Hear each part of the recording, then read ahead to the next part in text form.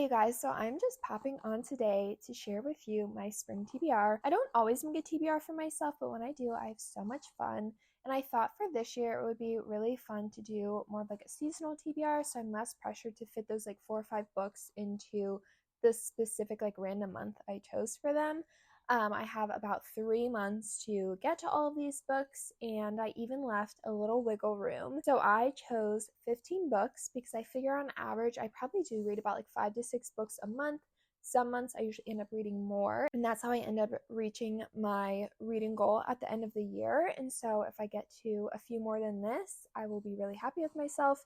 And if not, that is okay too, you know? Most of these books I own, and I specifically chose them to get them off my physical TBR. That is kind of one of my reading goals this year. I would love to cut my physical TBR in half. Will I do it? I have no idea, but it is definitely one of my top priorities this year. So basically, at the end of the year, I kind of want to reevaluate.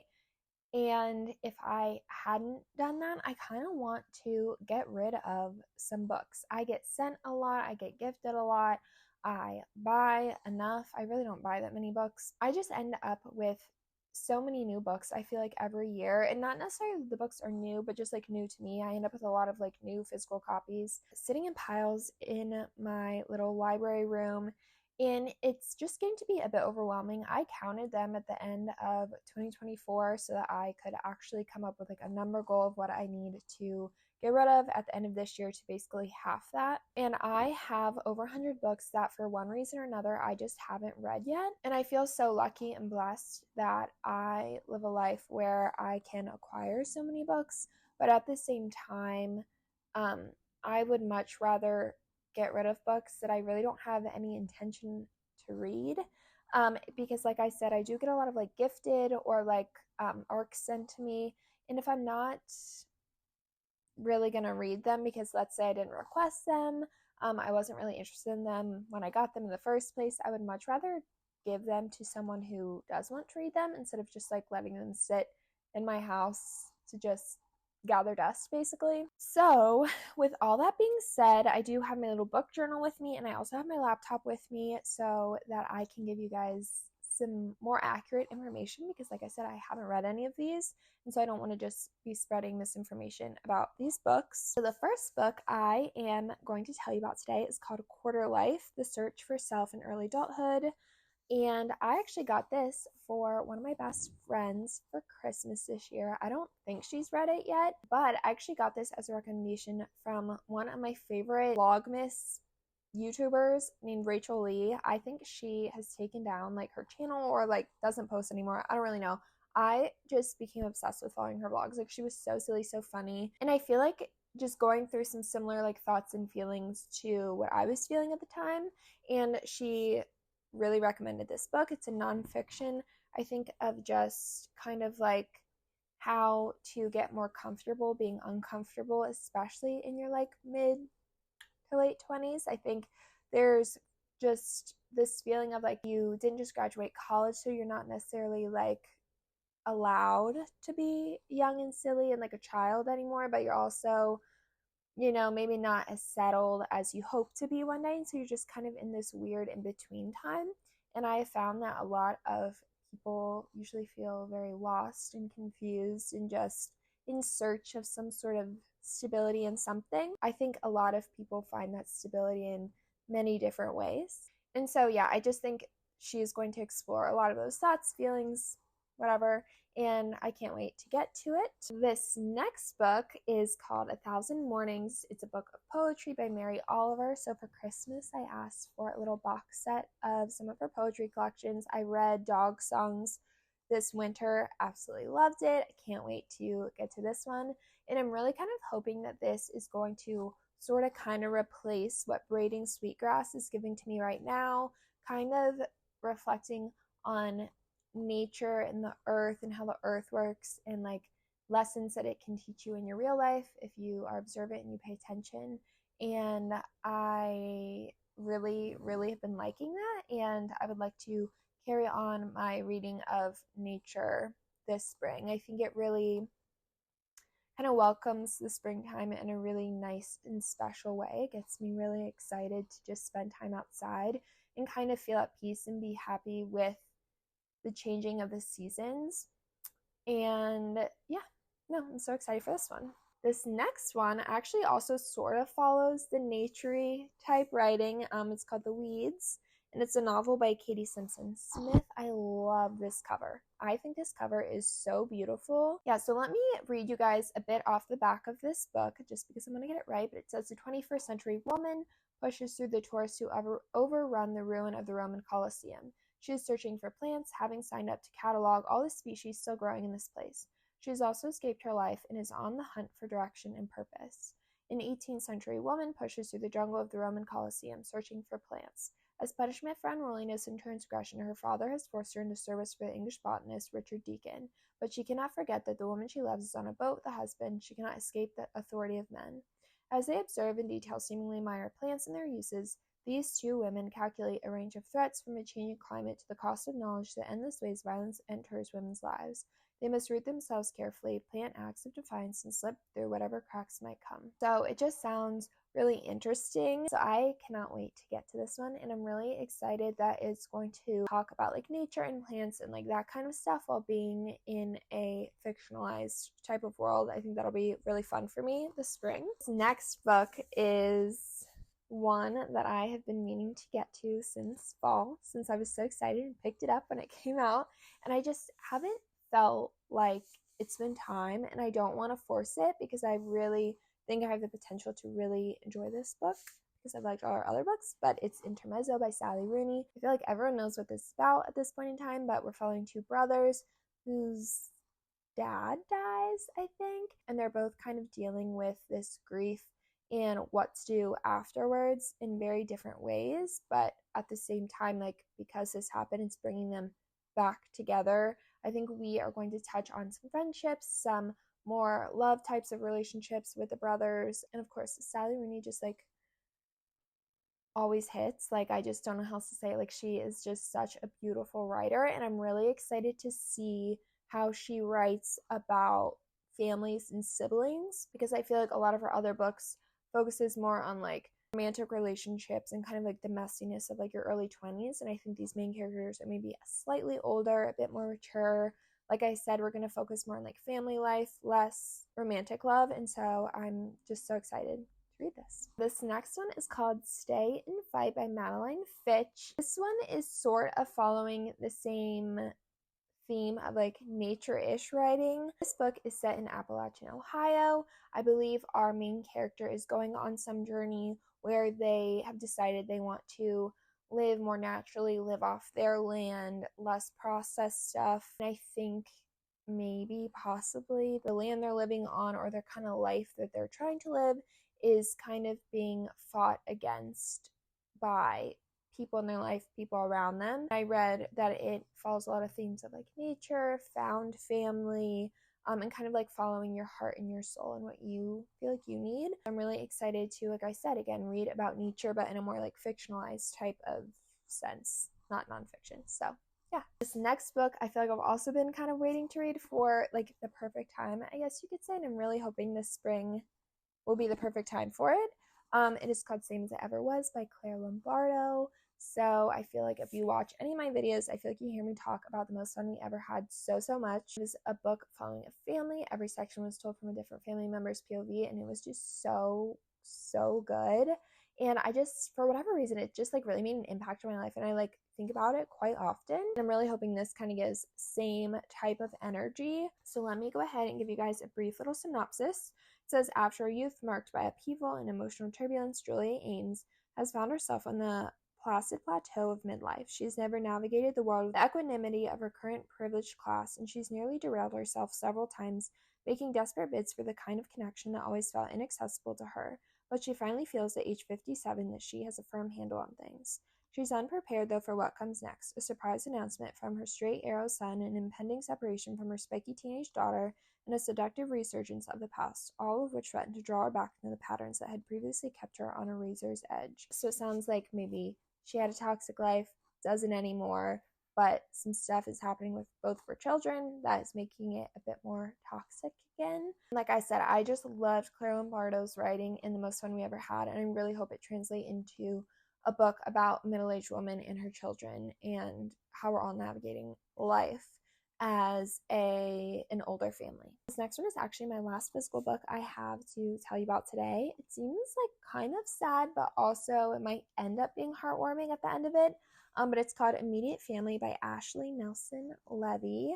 So I believe we are following a girl whose brother is getting married, and they were always really close, but then some things happened, I'm not sure what, that kind of caused a rift in their relationship. And I think she is supposed to be giving a speech at his wedding or something like that. And I think before she does that, she has decided to write a letter to her brother. I guess maybe about like what's happened, what she's feeling. I don't know. I feel like brother sister types of stories always just get me because I've only ever had one brother. It's just us two. It's always been just us two.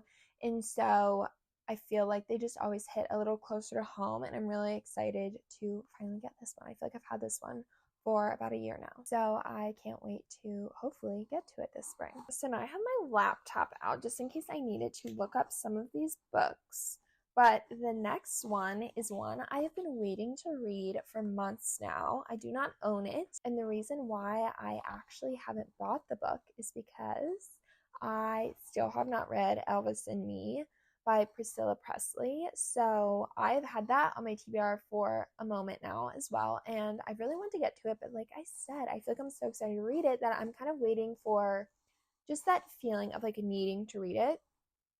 But a while ago, I put a hold in Libby for From Here to the Great Unknown by Lisa Marie Presley, and I finally got it, and it's an audiobook, and I believe it's read by her and maybe like her daughter or something like that. I heard the audiobook is really, really good, so I'm hoping to listen to that like pretty soon, and I can't wait. I think it's just gonna be all about Elvis and his family and all the things, and I'm so excited to get to that one. The next few books are all going to be Kindle books. The first one is Lost and Lassoed by Lila Sage. If you watched my first few vlogs or whatever this year, I read the first two in the Rebel Blue Ranch series. It's kind of replacing Chestnut Spring series for me. I feel like it has been so nice to just every couple months or so just throw in kind of a bit more of a bubblegum for the brain, like happy, heartwarming type of romance novel. I feel like I started doing that last year and it really made me happy. And I kind of just want to keep it up this year. I feel like they're always just like a breath of fresh air, like a nice reprieve from some of the like more emotionally intense books that I pick up. And so all of these books are, like I said, Rebel Blue Ranch. They're all like set on a ranch. Everyone's fallen in love. I've noticed that with her characters, they're very mature, and the trope is never really miscommunication, or at least it hasn't been in the last two books. And I feel like that is really nice to read a romance where everyone is acting the ages that they are, and it's just so nice. So I can't wait to get to that one this spring. This next book I actually have an arc for on NetGalley, and it's called Ordinary Time by Annie B. Jones. She has a reading book podcast, and I listen to it every like week or so. She owns an independent bookstore in Georgia, I believe, and I think this whole book is about her kind of coming to terms with the fact that she doesn't think she's ever going to move out of her small town. She's very happy there, but I think it's how she finds joy, I guess, in the smaller things or the unchangingness of her life. I feel like so many people nowadays are always in search of bigger, better, different, more, and it sounds like she's really trying to kind of like buckle down and find joy in things that are already bringing her joy instead of trying to always be on the search for like new things to bring her joy, and I really, really, really appreciate that, and I can't wait to get to that one. So this next book is called The Briar Club by Kate Quinn. I do not remember where I got this recommendation from, but when I was going through my to read list on Goodreads and Storygraph, it came up, and it has really good ratings. It's rated 4.31. It has over 100,000 reviews on Goodreads, so I'm hoping it's going to be really good. And I actually just finished The Antidote, which was kind of like a literary fiction, historical fiction-y type book. And I really like the historical fiction aspects of The Antidote. and I'm kind of hoping to replace that soon, and I'm really hoping the Briar Club is going to give that to me because it is set in 1950, and I think the Briar Club is this women's boarding house type of club, and I think they're all friends. They all learn how to work together, but then some crazy stuff happens and they all have to kind of like work together to solve the problem. I just think it's going to fill the need for historical fiction for me, and kind of just the more of the, not that it's going to be bubblegum for the brain, but a bit more of an easier read compared to some of the other books I have going on in the next few months. And like I was saying, I think that's really important to kind of mix those types of stories in, a story for the sake of a good story without needing to think about all the themes and ideas and la la la, just to kind of have a reset and kind of like a breath. So I'm really excited for the Briar Club.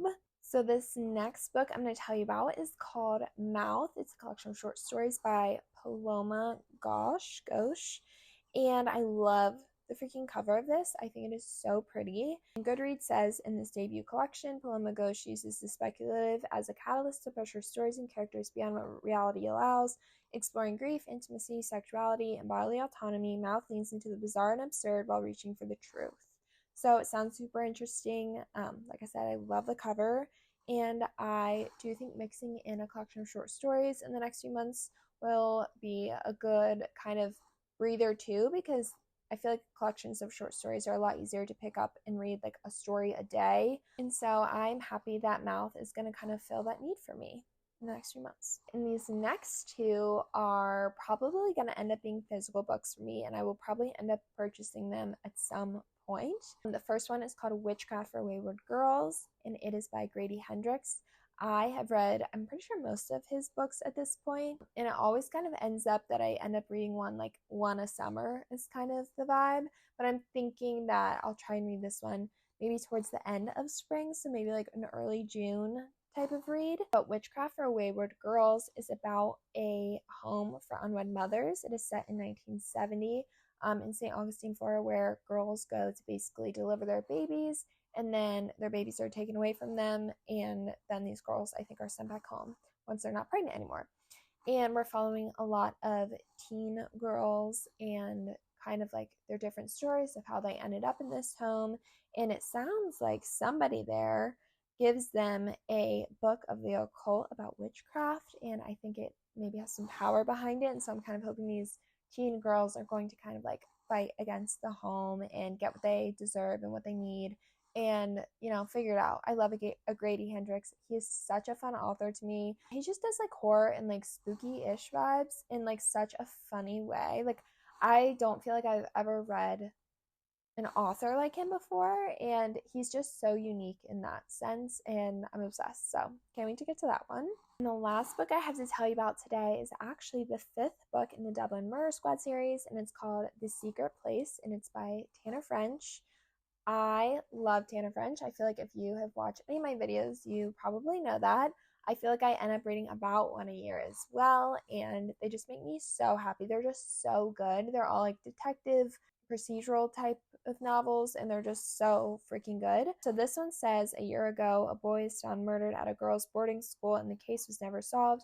Detective Stephen Moran has been waiting for his chance to join Dublin's murder squad when 16-year-old Holly Mackey arrives in his office with a photo of the boy with the caption, "I know who killed him." Stephen joins with Detective Antoinette Conway to reopen the case beneath the watchful eye of Holly's father, fellow detective Frank Mackey. So Frank Mackey was actually one of our main characters in one of the last books we read, so this will be fun that we sort of kind of already know our characters-ish. And I feel like that's kind of a theme with the Dublin Murder Squad series. There is definitely no need to read them in order, but there's always like a connection to the next one, a small connection to the next one, and so it does kind of like piece them together and puzzle them together a bit better for the readers. But yeah, I own the first 4, and so I think because I love them so much, I will probably end up buying the rest at some point. So yes, those are all the books I would love to get to this spring. If you have any recommendations, please let me know. If you have read any of these and loved them or really disliked them,